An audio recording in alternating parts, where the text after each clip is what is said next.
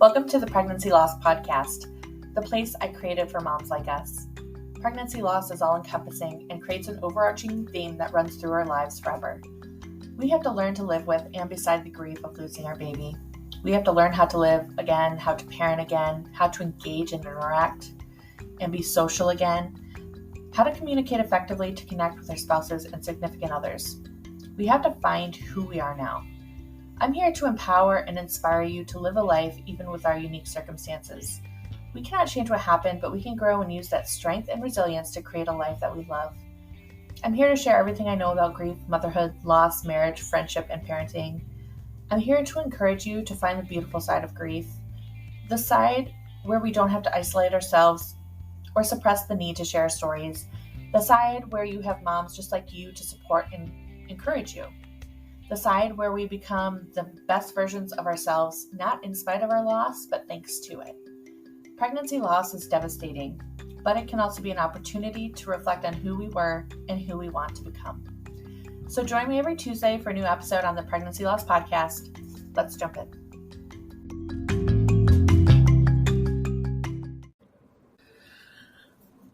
Hey guys, welcome to another episode of the Pregnancy Loss and Motherhood Podcast. Today we always have our regular sessions and our regular episodes, but we are doing a mini series, and I'm here with Damiana. She's a founder of Jadora Mom Baby. She's a doula, a childbirth educator, and she's recently trained with NECA Hall for the Pale Advocate with a scholarship that she got from Gifts of Liam and SIDS of Illinois, which are two nonprofit organizations, which is really awesome. So I'm so happy you're here and that we're finally doing this because we've been talking about it for a while and we've been so busy, but we're here. We did it. I know. And I'm so honored to visit with you, Vallen, and hold space for this important conversation. How have you been? Mentally pretty well.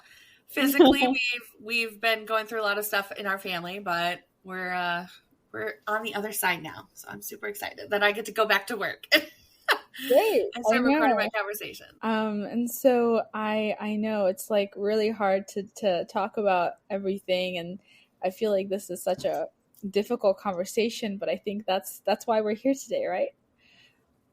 Yes. What are you drinking? What are you enjoying right now? Water. Okay. Yes. Yeah, I have a coach, and we're doing this water and steps challenge, and I'm failing miserably because of the sickness. So I'm like, I got to get back on track. Yeah. I've been drinking like mushroom matcha as part of my morning ritual. I've seen like different brands. Obviously, I'm not drinking, but that's cool. Well, I swear, I think it does really kind of perk you up. So it's really great. But I'm so glad to be here, and really thank you for having me. And I just wanted to make sure that we can hold space for this conversation and really talk about some of these difficult conversations. But I know you're having some other people on your show too, like this childbirth attorney, who's going to talk about safety and legal, like some of the legal aspects of perinatal loss, which I think are such a tough topic, in and of themselves. But yeah, who else are you having on your podcast? What else are you up to? Well, I have like 4 other podcasts that I have to record. Monday I have like 3 that I'm recording. Wow. I have, a mom. I have a founder of another nonprofit. I forget the name of it. But she and her mother make, gifts for stillbirth babies or, pregnancy loss, miscarriage. But their thing is that no baby is too small. Whereas some people have super early miscarriages and can't really find anything, to wrap the baby in or to put a hat on.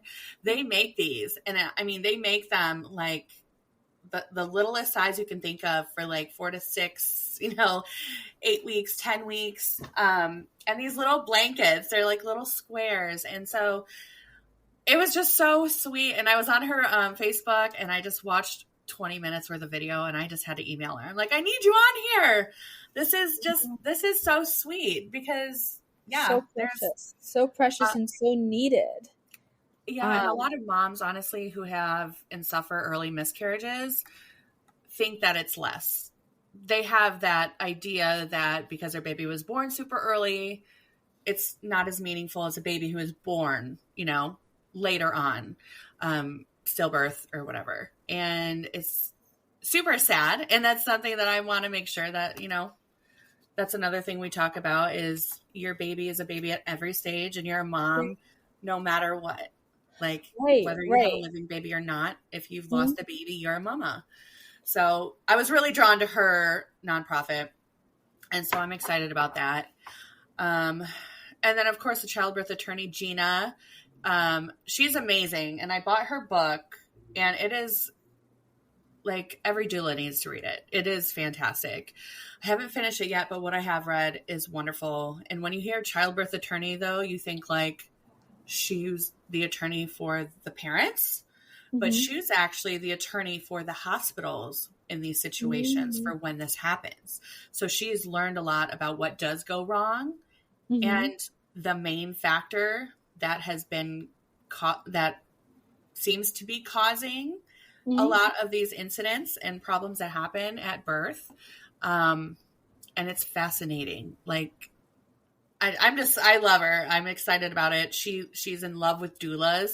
She never knew what they were. So she doesn't even like have that in her book, but now she's like on a mission to make sure everybody has one.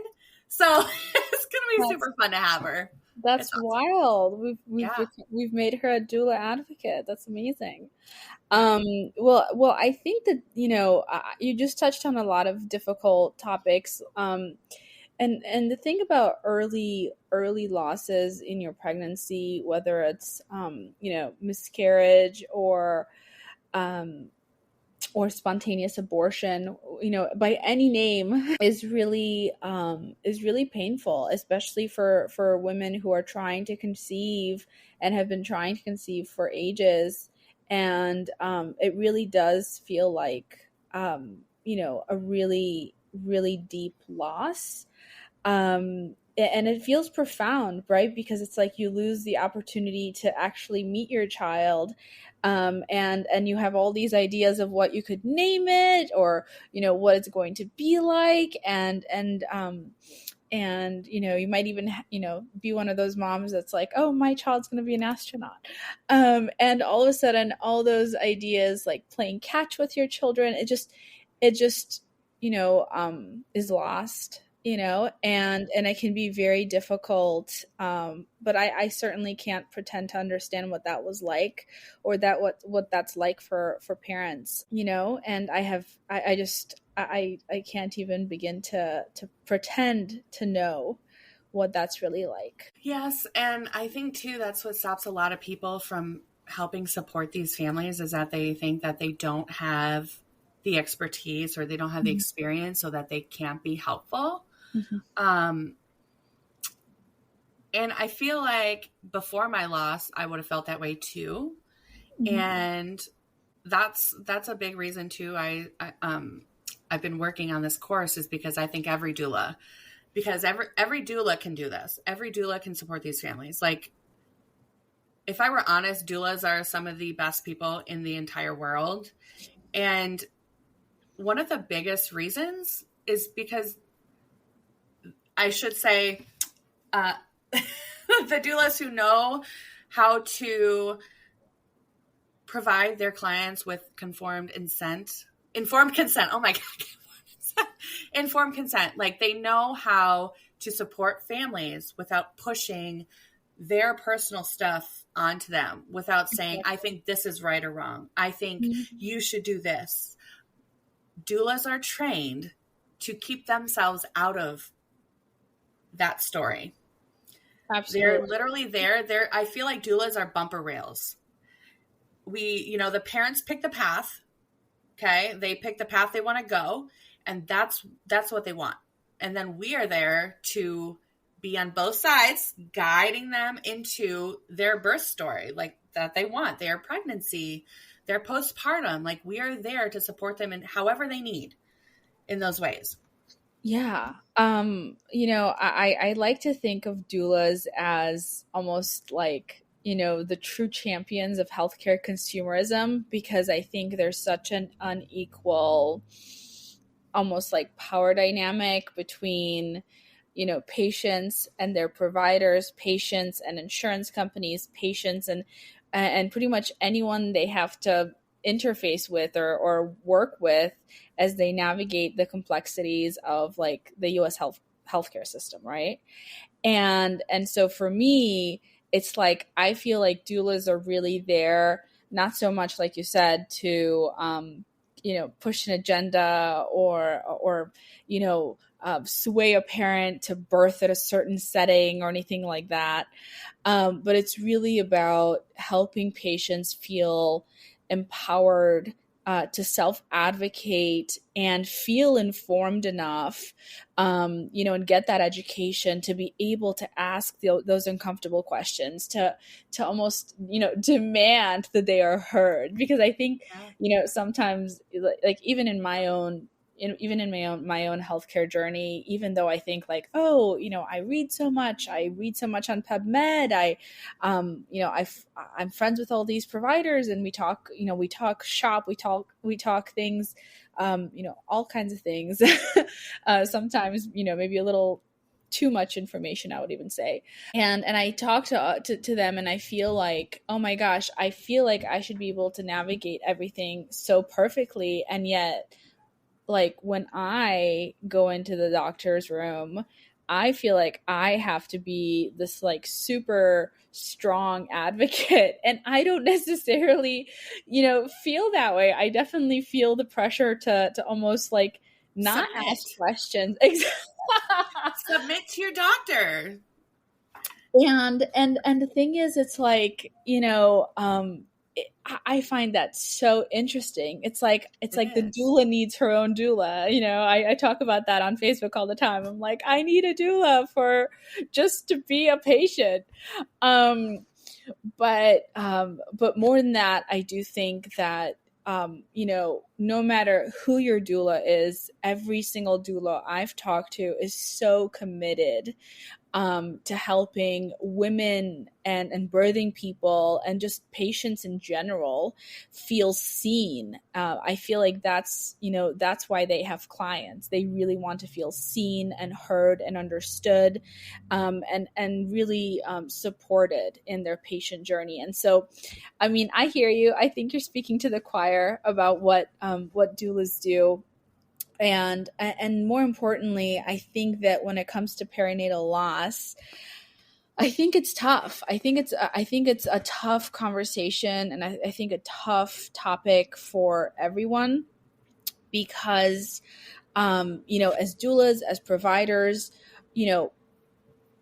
it's hard. It's hard to hear, to witness, to bear witness, to feel unsure of what to do and how to be there for the people that you care about.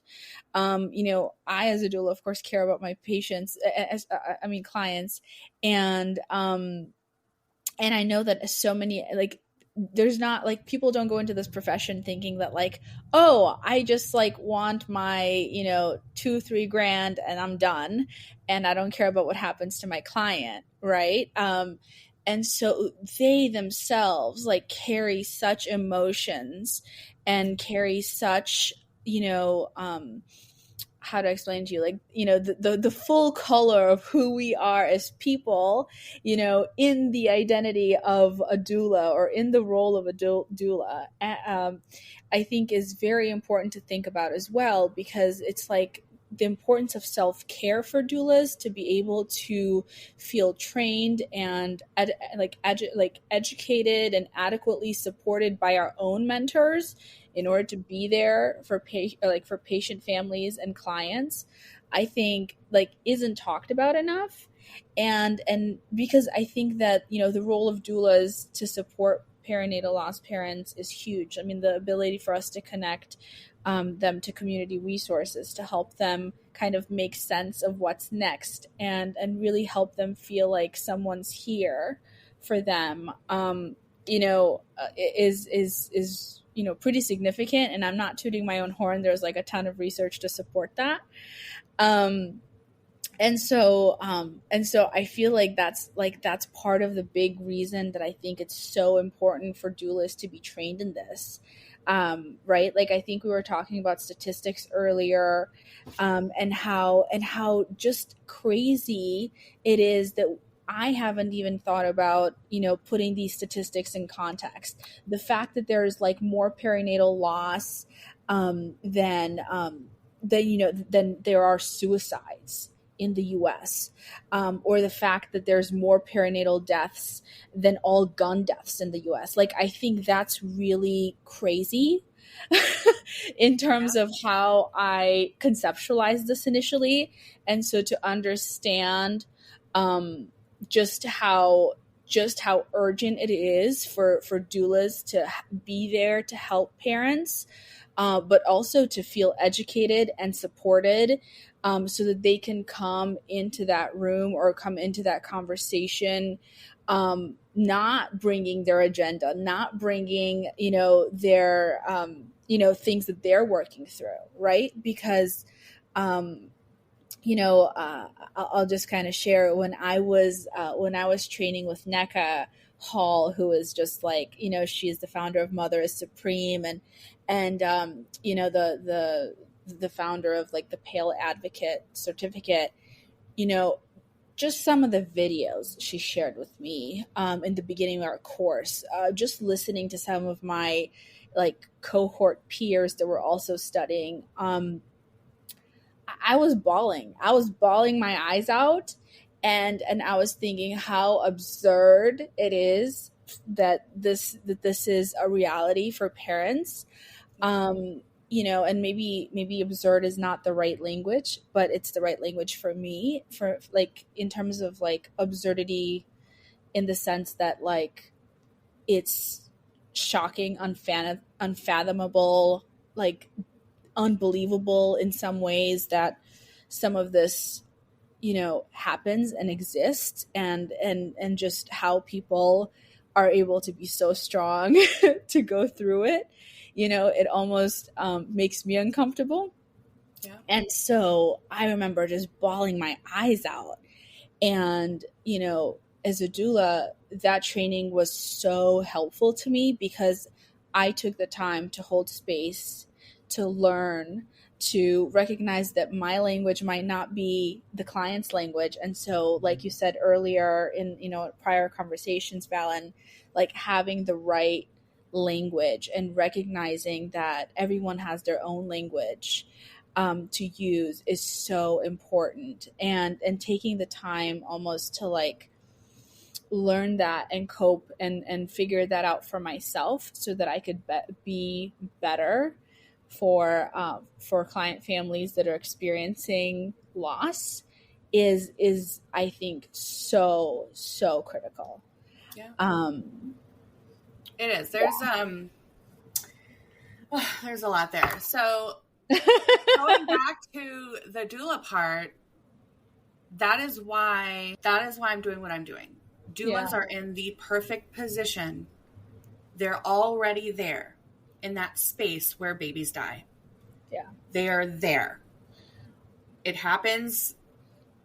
I mean, there's a lot. So a lot of stillbirths and miscarriage, obviously unexpected. Some people, their babies have genetic abnormalities, things like that, where they may have a few days to figure out what to do, what their choices are. Yeah. But a lot of us have no choice once we get to the hospital. And what I mean by that is you have to have the baby, obviously. But you may not be able to choose how you do it. Yeah. So immediately these families are, their birth plans are thrown out. And I mean, I think life is thrown out the window. I feel like everything is thrown out. I feel like life as is no longer the way it is, I feel like a lot too in those moments, especially when you don't have a doula. In my case, I had my doula, but I didn't have my husband. So we had to navigate it together because she had also never been through that. Yeah. And she led me in the best way she knew how, and it was the best way for me because she knew who I was. She knew exactly what I wanted. She knew how much this baby meant to me. She had been there with me through the entire pregnancy. And so this was a devastating loss to both of us. Yeah. Both of us. And when we talk about language, when it comes to pregnancy loss, you know, I get really tired of saying all this, what to say and what not to say to lost parents, okay? I feel like we are always searching for problems, and most people don't say those things anymore. Unless, okay, I'll say 50-50. It really depends on who your family is, who your friends are, okay? But most people know who you are, and they will act accordingly. So say my experience, I was with this family who lost their baby in Seattle. And they were, I believe, Catholic. And so they needed, I'm going to slaughter this because I'm not religious. So they needed their priest, or their priest, I think, is Catholic. So we had to get him there. And theirs couldn't make it, so they had like the hospital chaplain there. But then they did this religious ceremony type thing. You know, I didn't understand it, but they invited me to do it with them. They said, do you want to come here and hold our hands and do all this? But there was nobody to record it. So I was like, why don't I record it for you as a family so that you have this, you know, just because in that time there was no one else to do it. Otherwise I would have. As a doula, I think that's something super cool about us is we can put our shit aside. We can put our, like, just because I don't believe how they believe, I can't support them. That's crap. That's a personal choice. Now there are things for me, like if a mom is smoking in the home with a newborn, I just can't do that. Okay. We do have limits, but in these moments, it's so funny. They need you more than you know. And to be able to say, okay, I am not Catholic. I am not Christian. I am not Buddhist, whatever, but I can do this. I can be in this with you. If you need me to hold your hand, if you need me to put my hand over the baby while he's praying, I can do that. Like, because it means a lot to me to help this mom get through this, because this is the worst day of her life. And so not just language, but body language, religious rites, like all of these little things that may be bigger in our world than theirs because it's normal for them. We got to be in it. And so this is where I'm like trying to figure out how to get doulas. I want doulas to be covered by insurance in these situations.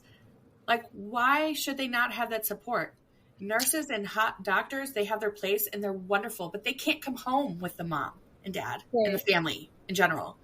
They can't check up on them every day. They cannot, use the Edinburgh mental health little test thing every day to check how the mom is doing and letting her know where she's at and maybe she does need help. Like, they can't be there. And then you have family who may not know how to support them. What are they going to do? Slaughter it? They might not be the best for their daughter. Because they're also grieving. They're grieving. Their grandparents have a very specific, delicate grief. And it's unfathomable, like you said earlier. But the language surrounding it, we need to use our clients' language, especially around loss, in any birthing situation, in anything. And a part of this too, people are like, don't say this. Well, what if saying she's in heaven now? What if that is what she needs to hear because she is religious and she does believe in God? What if that is the thing that makes her feel at ease and at peace? You have to know them. Because in some instances, it's okay to say that. Yeah. Yeah. And that's what we have to learn.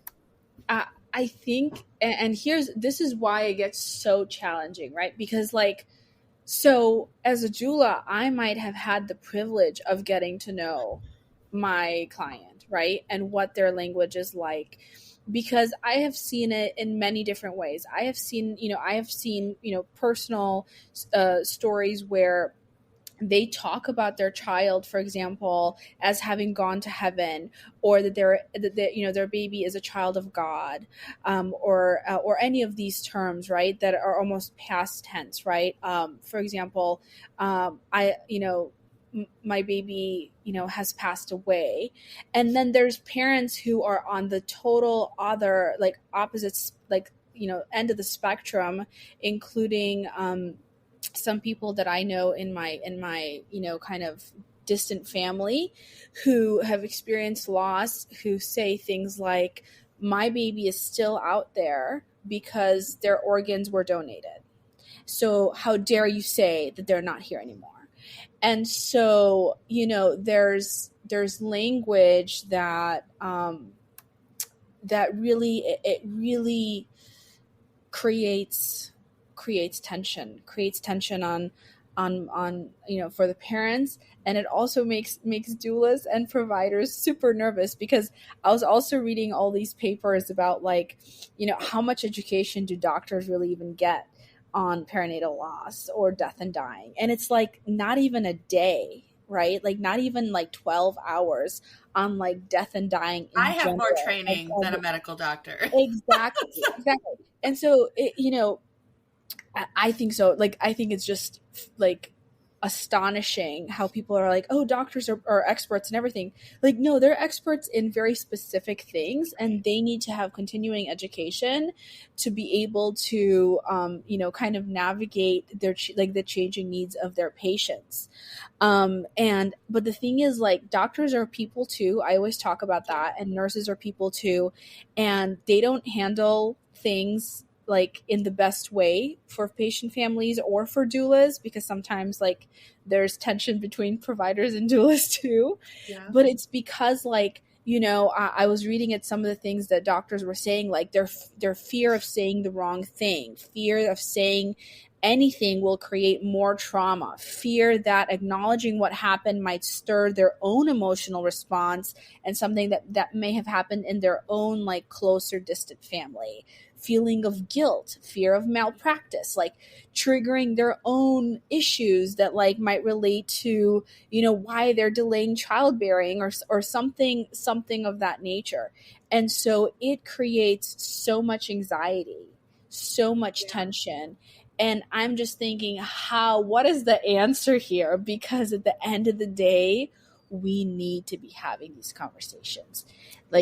These conversations need to be happening, because it is horrible for moms and dads and, birthing people to go through this and feel alone. Yeah, and that just it made me think about something. No, because I think a big part of that is that doctors are less forgivable than a doula or some non-medical person who says or does something wrong. And why is that? Doctors are on a pedestal because they are like our superior. They should know better. They should know this.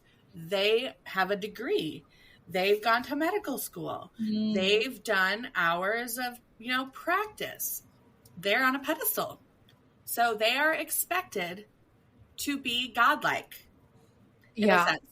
We trust them with our lives implicitly, even if we don't know them. How crazy is that? We know a doctor, we go to what's it called? You go to an appointment, and they're like, okay, well, we're going to do this procedure. Great, let's schedule. You've known them for 10 minutes and they're going to cut your body open. Like, that's how much trust we have in our doctors. That is why they are held to a higher standard. And to be honest, that's fair. If I was up there, I would expect to be held to a higher standard. But they don't, like, and that's the hard part. Like you said, like, how do we do it then? How are doctors allowed to do anything? Yeah. Well, don't do what my OB did. And use my midwife as a pawn in the middle to make the decisions and to force me to do what he wanted. So my OB, there's a thing when you lose a baby, okay? When you go to triage, They have like 3 or 4 people take the heartbeat. And by then we know our baby's dead. Like this, you'll hear this. If you listen to stories, oh, well, first nurse came in, then the second, then they got the midwife, and then they got the OB. That's how my story went. I had 3 nurses check for the heartbeat. Wow. Then they had the midwife come, and you could tell she was dead. Her body was not moving at that point. They had the oh my God, ultrasound or Doppler. Okay. But they needed the OB to make the diagnosis. To say the baby is dead. Okay. Excuse me. And forgot where I'm going with this, but so all of that happens. And then my OB came in. Okay. He's getting ready to get off shift. I think shift ended at 7. I was there at 3. Okay. I should say I was there at 1, but we were sitting in triage for like 2 or 3 hours. And I should say that's at least what it felt like to me, because the trauma that I was in, time doesn't work anymore. So I'll just preface that. That's what I mean by like life as is almost like goes out the window. It's like time just goes by differently. Yeah. The things that used to matter to you don't matter one freaking bit. And so my OB, Mr. Wong, Dr. Wong came in, and he, just kind of looked at the midwife, which I really don't know why he was there, because she's the one who turned to me and looked at me, but nobody said anything. I looked at her and I said, "She's dead, right? My baby's dead." That was the first wrong thing. Do not let us say it first. Do not let us, we don't know what's going on. It's the biggest, it's like your biggest fear, right? Like, fear, and nobody wants to say anything. Yeah. Because it's devastating. Literally, she was 40 weeks, almost 41 weeks. There is no reason in this world why she died. Absolutely none. No, nothing genetically, nothing, my placenta was fine. Everything was fine. Okay, so that happened. And then they moved me, it felt like going down to the dungeon, basically, because it was so far away. I had never been in this hospital before either, so I didn't really know where, obviously they take people where babies die. And then I had to sit there for a few more hours while we went back and forth, while they tried to coerce me into giving vaginal birth. Not even joking. The midwife would go back to him. He wouldn't even come in the room. I didn't see him ever again. He wouldn't come in the room, but he also didn't want to give me surgery. And his main reason was that I was fat, which was bullshit, because I knew people bigger than me who were having scheduled C-sections that got to choose how they gave birth. And the minute my doula left the room, I changed my mind, because she had come back in and said, "Well, you have a choice. What do you want to do?" And I'm like, "I've been telling you what I want to do." And they kept telling me inadvertently that I had a choice, but it had to be their choice. And so finally, as soon as my doula left the room to get me some ice to chew on, because I'm starving at this point. Yeah. I was like, I'm so fucking sick of this. I literally have my baby is dead sitting right here. And you want me to go through another 10 hours of labor, because I'm going to get medication. I am not feeling anything. I want to be fucking completely unfeeling, instead of just being able to go get a surgery, done. Yeah. Now, can I say that was the best decision? Probably now, because I got to give birth to her and I still held her and stuff, but I could have done that with a C-section. But the point is the disconnect there.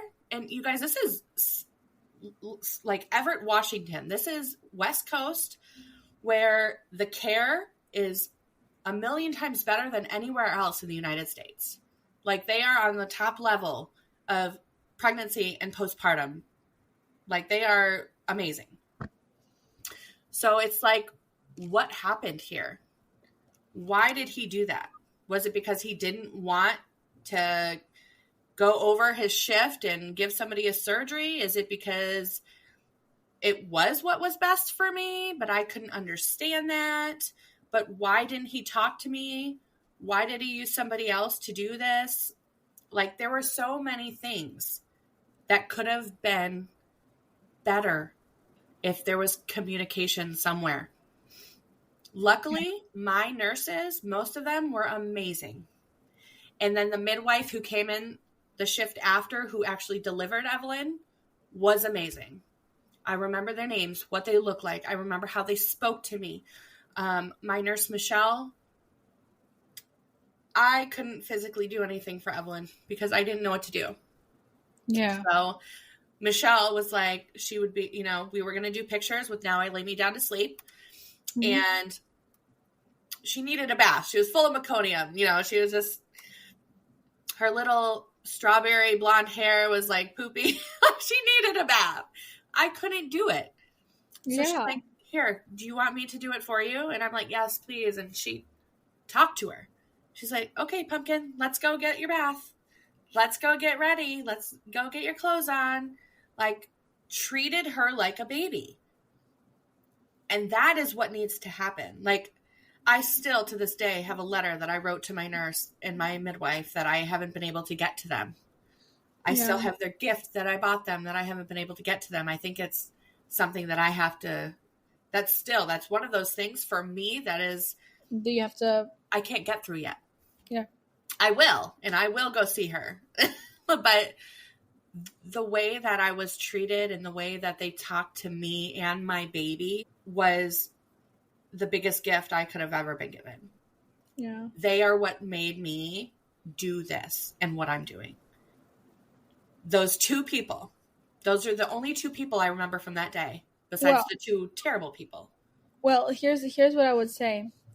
I'd play devil's advocate. I think it's all of those people that are making you see the need for what you're doing today. I agree. It's because of the first two that you see how important it is when things aren't done well, and it's because of the other people that that you saw, your nurse Michelle, and I didn't hear the midwife's name, but Gretchen. It's because of Gretchen and Michelle that you get to call them by name and thank them and honor them and almost feel like connected with them, even though it's been years, and what I presume years, since that happened, right? Since Evelyn was born. And so I think my point here is that for whether it's providers, like medical providers, nurses, doulas, even like your insurance people, like the people that you call when you check to see is something covered, like all of those play such ridiculously important roles in a woman's health journey. And I am so frustrated when I'm in conversations about marketing or strategy or whatever, that everybody's concerned about like the digital experience and how nice the website looks, or what the reviews say. But it's like, let's kind of back it up.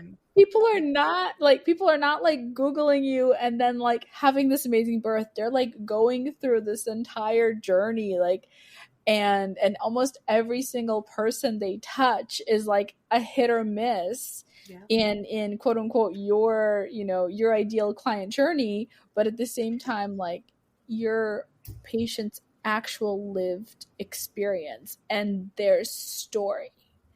And so to me, it's like very hard, and I get very passionate about it because I see these issues from like all these different altitudes, and I don't always have the right words, but I certainly try to figure it out, and of course I can only do my best, but like when I think about it, I hear your story, and I have so much, I don't even know what to say. Maybe my feelings don't even matter in this moment, but as someone listening and bearing witness to your story and your narrative, I really feel for you. really feel for you. And I'm in some ways happy that you're able to take something so difficult and transform it into something so positive. Your pregnancy loss and motherhood podcast and the work you're trying to do to help educate everyone and be there for moms that are going through similar things. But, you know, it's something that I wish we had the answers for how we do this better for everybody. The answers come from talking about it and feeling like we can. There's moms that can't talk about it years down the road. There's a few days after my stillbirth, my grandma called me. My grandma, she's gone now, but she was 79, 80 years old at the time. And she's like, you'll get through this. And I know that because I did too. And I'm like, what? Grandma, what? What? Like, of course, and I hate it that I was where I was mentally and in my grief, because now that she's gone, I can't talk to her about it. And she's one of my favorite people in the entire world. I still have conversations with her, but I can't have an answer. But when she had a stillbirth daughter, she gave, and this was in the 60s, 50s or 60s. Mm-hmm. And when it happened, they took the baby. Really? They didn't let her see it. They didn't let her hold it. They just took her and basically threw her away with the trash, in the hospital waste. She didn't get to have, she wasn't allowed to talk about it because this was super shameful. She wasn't allowed to get help. She wasn't able to have a funeral or put her baby to rest in any way. They just took her. And so for my grandma, that would never be okay. But now that this happened to me, I was one of the first people that she ever told. And in all honesty, I think I'm the only person she ever told it, but I'm not sure. So although my story is not unique, but there's generations of women who have lost babies who don't get the platform or another person to talk to about it. Because I will guarantee you in their mind, they're like, oh, it happened like 50 years ago. I got through it. But did you? I mean, there's some, like my husband's mom had some losses. Yeah. And her way of dealing with it was not talking about it. She'll bring it up sometimes, but if you don't talk about it, it can't hurt you. But really, it seeps through into everything else and the rest of your life in however way you deal with it. And so creating these conversations, which is what we're trying to do, is the most important thing. Because then hopefully we can get more doctors and nurses and people to really dive into this work and really figure out why babies are dying and really figure out how to help these people, because some moms don't go on to ever live out of survival mode or out of grief ever. Yeah, absolutely. And the thing is, some of the families that I've worked with or had the honor of knowing who have experienced loss, whether it's SIDS or prenatal loss, like miscarriage, some of them turn to alcohol, some of them turn to, other substances, and some of them get divorces. This is very difficult. And one of the pieces that I also kind of wanted to make sure we talk about is that it's like, I don't want to just talk about providers and nurses and doulas, and the care team, but also the family. I think that, families do bring, their own language and their own almost baggage, right?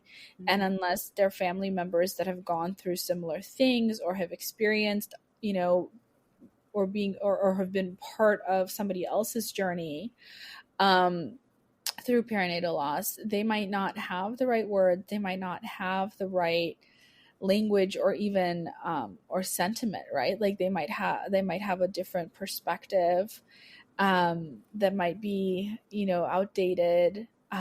Especially, we have to think about all the cultural influences as well, right? Like we talked about a lot of the religious ones too, but I'm just thinking through, how do you help dads, right? Like how do you help the grandparents? How do you help people who, like for example, in my culture, it's always like, hush, hush, hush, you cannot talk about being pregnant because if you lose the baby, what are people going to think?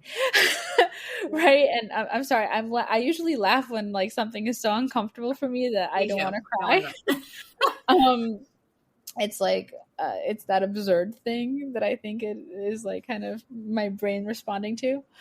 And so I find it incredibly painful because then these women who are going through, or I guess, people with a uterus or, birthing people are going through these, these miscarriages, these, spontaneous abortions, whatever you want to call them, by themselves and in shame sometimes, in not even shame that they're feeling, it's shame that's placed upon them to feel like you lost the baby. It's a societal shame that's been there for a very long time. What did you say? It's societal shame. It's societal shame. Yeah. It's embedded in our cultures. And the thing is, it's like, our generation, especially like millennials, we have more information than ever before, right? Sometimes it's a little too much information. Sometimes everybody has opinions, and that can be overwhelming too. But I'm thinking about it because, like, even in my own journey, like, I'm constantly thinking about like how my relatives, my great aunts, think of my journey as, as a mom potentially, right? Like, I think these there are all these societal pressures, right, that are kind of experienced through the language and the actions and behaviors of our family and friends. And they also need almost an education, right, in and of themselves, because it's creating this sense of, I guess you could probably put it in better words, how you feel when your family and friends don't quite understand what you're going through. Yeah, my experience was a bit different since my husband was on deployment and I don't have family. I mean, even if my family was around, they're not helpful. Okay, that's right. I don't have, I'm estranged from my mom. My dad tries to be helpful, but after Evelyn died, a part of my story is that I told my family I don't want anybody there the first 2 weeks. I just want it to be me and my girls. I had my picture of what I wanted it to be, my postpartum. And when my family comes, I have to take care of them. And that is not helpful for me. And because of this, my dad didn't come right away. And he thinks that if he was there, he could have saved the baby. And that's his cross to bear. That's his thing. That is so he will not talk about Evelyn to me. He will not, he just cries. He thinks he has a very big hero complex, and he always has, because he always wants to help and save everybody. What was the point of this? What was I talking about before I went to my dad? Because I was talking about how difficult it is to kind of experience some of the societal pressures through the lens of your friends and family, because that's how it impacts us most directly, right? It's through the people that we care about and what they say to us. I was lucky. I lived in a military community, and I had a few friends in there, but the entire community basically came together to take care of me. John wasn't able to get home right away. It took him 5 days going through Red Cross and going through his chains of command, then messing up the plane ticket twice and being stranded in an airport in Japan with no money. Like, we didn't have money then. Like, wow. It was a nightmare for him. But anyways, like, the support that I had was fabulous. You know, I had my friend drive me home from the hospital, my doula coming, you know, being my postpartum doula, friends coming over and doing dishes and laundry, but not one of those people said anything that would have hurt me. Not one of them. Even the ones who did not know me. They didn't say it'll get better. They didn't tell me, you know, they just said, I'm so sorry. We love you. Here's some food. Let us do your dishes. Here's some Let us do your laundry. And those are the things that we and need that's most, what matters, right? Function. There is no, like, and I had my 2 little girls at the time. They were 5 and 3. Telling them and going through their experience with them. And then my husband's experience. Like, the dads, man, I don't want to say it, but they get the shaft when it comes to loss. And yes, we're the ones giving birth. We are the ones who go through the physical journey of delivering our loss, you know, our baby. And they are the ones who are told by society, you are the pillar, you are the strength, you're not allowed to cry, you're not allowed to do this. You don't get to grieve openly. You know what? Take care of your wife, take care of your family, and then you can go, like, out to the garage and tinker and cry. Like, that's the visual we give, like, or go mow the grass, or go, you know. What do you think of that? Because I'm totally, like, not on board with that. It's wild because it places the expectations that I had of my husband grieving were not there. So for instance, I thought he would grieve like me. I thought he would be open about his grief, and I thought that he would share with me what was going on. I mean, he had a lot of stuff going on himself, like with his job and all of that. And he didn't get to hold her. He didn't get to see her. This is another part of me educating people and, like, getting doulas to learn what you can and can't do after you have a baby that's dead. Like, I could have talked to the funeral home and been like, can you please just not cremate her until my husband gets home? Can you just keep her there so that my husband can at least see her and touch her and, like, have an experience or a memory with her? That's very real, right? Like, that's a very real... You can do that. Yeah. Of course, it depends on the state and laws and regulations. They make it so hard. But what I've determined is you don't talk to the hospital about it. You talk to the funeral home. And if you get a funeral home that does this, some of them let you take your baby home before you do it. People can sometimes take their babies home for a day or two. You know, the decomposition, like, the baby obviously has to be in some sort of state where, like me, Evelyn had just died. Literally, the moment I went into labor, she died. And I know that. So, like, she was, you know, it was less than 24 hours after she died. So her body was not decomposed or anything. It wasn't gross. She was a beautiful little baby. I could have taken her home, depending on the funeral home. So I can't know for sure if I could take her home. But you can do that in some places. But nobody knows that, and everybody looks at it as morbid, you know. But come on. I mean, there's other cultures that have their loved ones' bodies laying around for a week, you know, with, you know, their... And the thing is, there's actually... so there's actually a several different devices. I always forget their names, but I have... Well, there's a cuddle cot, which my hospital did not have, and which is crazy.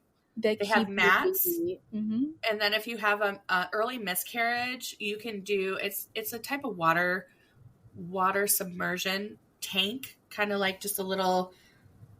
I don't want to say aquarium, but it's like that. And they can fill it with a saline that will keep the baby's body. And I'm sure, though, in those instances, you can't bring your baby home. But if you do bring your baby home, yes, cuddle cot, cold packs, ice packs, mats. Like, there are these things. And again, nobody talks about these things. So. Absolutely.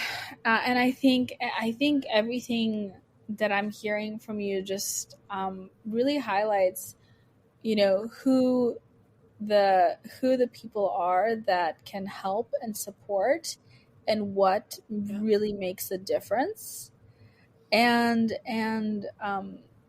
it seems to me that, that's one of the other things I've kind of heard a lot about. It's like hospitals just being totally unprepared with basics. Yeah, and it's not necessarily their fault. It's funding too. Yeah. Cuddle cots are $2,000 a piece. Mm-hmm. And although that's not a ginormous expense for a big hospital, but if there's not, there's probably some sort of like, if there's not this many stillbirths or this, we don't need it. Send them to another hospital, or they'll be okay. It's like, it's crazy. It drives me nuts. I personally think it's a necessary expense, probably. Every hospital should have a bereavement program. Yeah. And with that, the tools. Yeah. But that goes without saying, and I can't believe that people have to talk about that. But yeah, and I think that, kind of going back to your husband, did he didn't have the chance, did he, to see her? No, he didn't get to see her or hold her. He didn't get to experience any of that. And I had to do all the stuff at the funeral home by myself. Well, my doula came with me everywhere. She experienced it all with me. She helped me go through all the choices. She helped me figure out how to pay for it.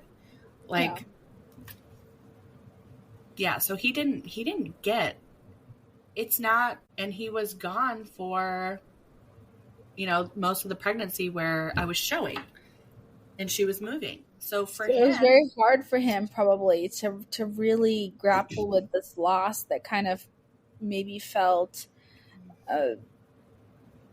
almost more abstract than very abstract than really tangible for him, because he never got to see her and didn't really get to experience you with your big belly. Mm-hmm. Yeah. Dads need special support, but it's one of those things where they don't ask for it, and they won't, because they don't want to feel like they can't handle it on their own. They don't want their wife, like, I should, it's hard to say things without generalizing, but like my husband is amazing and he would shield me from everything. He would do everything so that I wouldn't have to worry about him. And so it's really hard to get dad's help. It's really hard to find support groups for them, and find men who will, be the facilitator of support groups.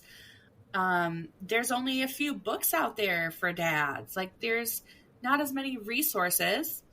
And I don't know if it's because of the societal stuff and the pressures of being a man, or because they don't really know how to do it.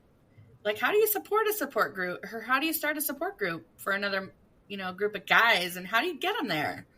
Like, I mean, there's a lot there. I think that there's a lot to unpack, and I almost would love to talk to your husband about it.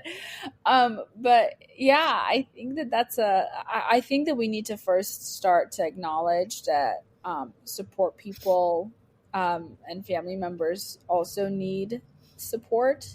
Yeah. Because it's hard to carry that.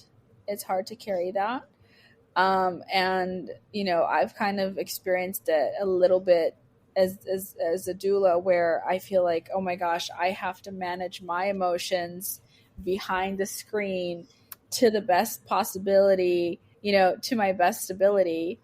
And so that I could be there for them. Right.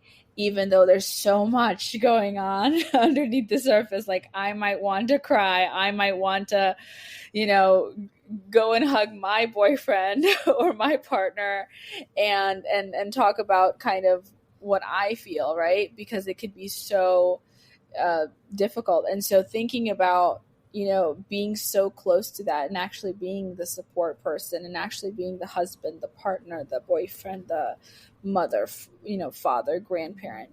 I think, I think we need to acknowledge it first, and then we need to kind of almost assess it, right? I think there's a bunch of organizations out there who I think need to come together, and we need to start talking about it, figure it out, and figure out what is it that can actually help, fathers and family members, better support the birthing person in this experience, but also like how can they feel supported themselves, because that's, I think, huge. Yeah. I feel like I have all these thoughts that I want to make sure that you have a second to respond to. No, you're right. Just think about the emotions you go through when you're with somebody who gives birth to a happy living baby, and how exhilarating and how the emotions that you go through. I mean, some people cry when they go home, on their drive home, like, oh my God, that was so amazing. And, all this. And then when you're with somebody who's giving birth to a dead baby, there's the opposite. But there's one thing I want to say, though, like, if you are supporting somebody who is having, their baby has died and they have to give birth, and you're their birth doula, you are absolutely allowed to cry and grieve with them. There's a point, though, where you can't be the one that needs the support. Right?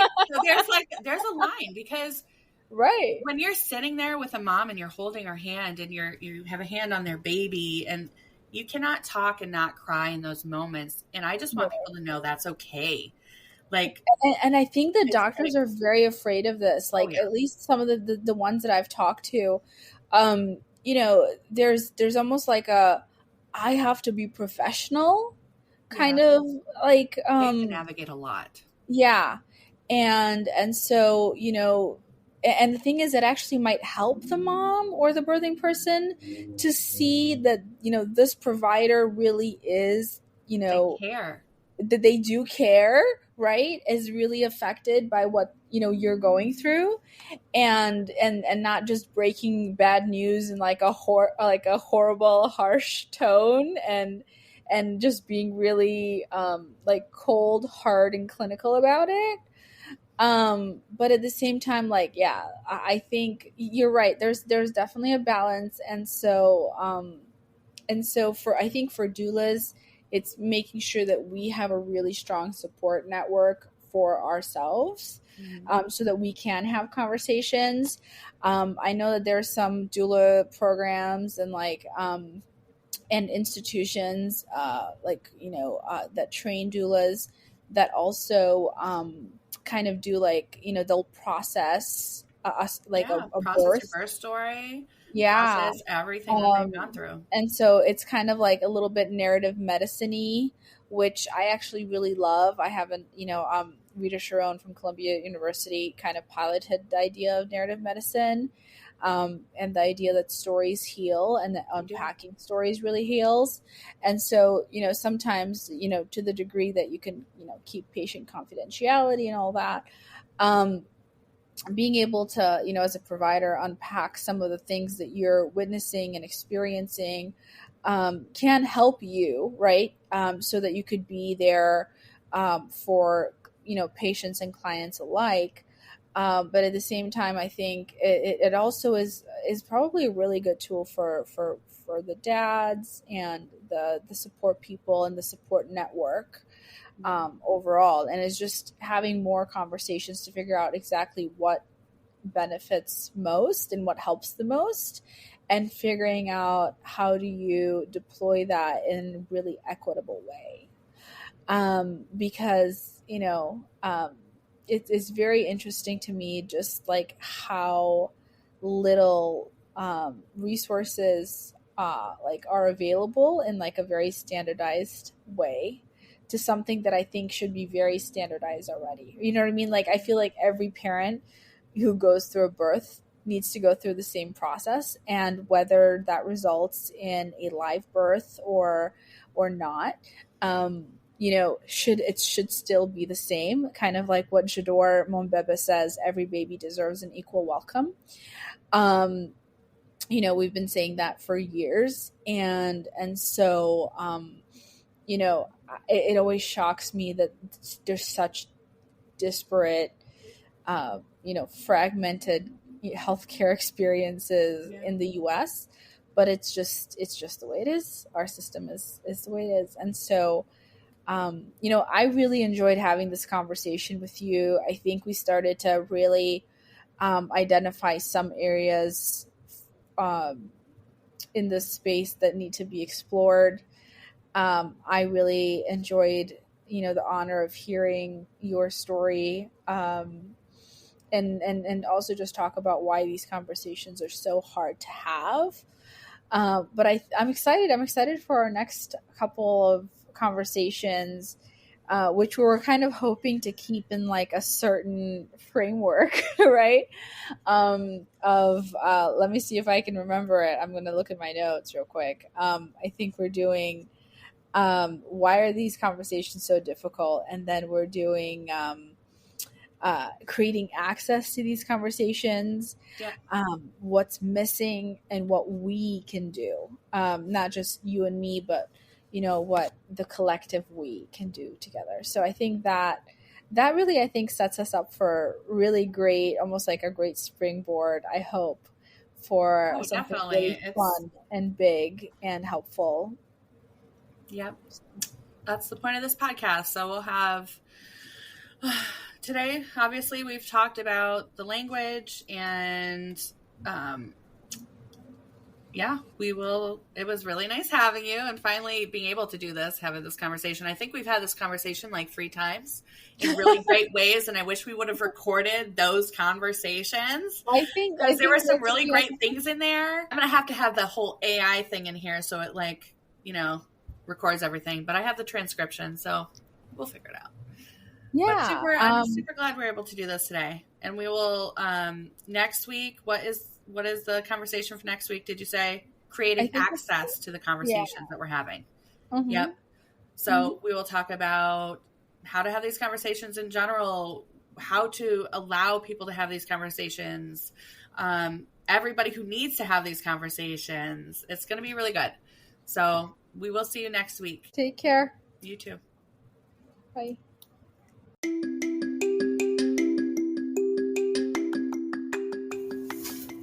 Thank you so much for listening to the Pregnancy Loss Podcast. I hope you enjoyed the episode. I created a guide on 20 ways to celebrate your angel baby. It gives you 20 amazing ways to celebrate their birthdays or ways to just remember them on any given day. If you want to download it, head over to vallenwebb.com/resources and click the link. I hope you guys have a great week. See you next time.